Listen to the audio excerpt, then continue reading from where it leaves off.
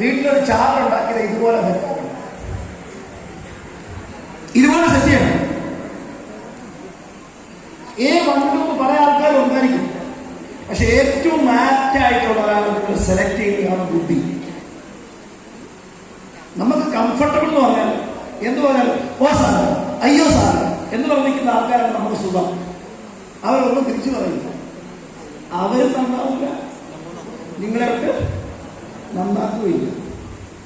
നിങ്ങൾ അങ്ങോട്ട് പോയാൽ പരിഭവം പറയും, നിങ്ങൾ വിളിച്ചുണർത്തിയില്ലേ പരാതി പറയും. അപ്പൊ നമ്മൾ കറക്റ്റായിട്ടുള്ള ആളുകളെ ഫോക്കസ് ചെയ്യണം, കഴിവുള്ള ആളുകളെ ഫോക്കസ് ചെയ്യണം. ലോകത്തിലെ ഏറ്റവും മികച്ച ലീഡേഴ്സ് നിങ്ങളോടൊപ്പം വന്നാൽ ലോകത്തിലെ ഏറ്റവും വലിയ അച്ചീവറായിട്ട് ഒന്നാണ്.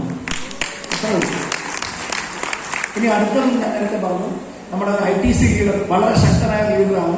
അദ്ദേഹം എൻ്റെ ബ്രദറും കൂടിയാണ്. ഈ ബിസിനസ്സിൽ ഒരുപാട് എക്സ്പീരിയൻസ് ഉള്ള, വളരെ ഭംഗിയായ രീതിയിൽ കാര്യങ്ങൾ കൺവിൻസ് ചെയ്യാൻ കഴിവുള്ള വ്യക്തി കൂടിയാണ്. ശക്തമായ ഒരു കരഘോഷത്തോടെ നബീൽ മുഹമ്മദ് സാറിനെ ഈ വേദിയിലേക്ക് ഞാൻ ക്ഷണിക്കുകയാണ്.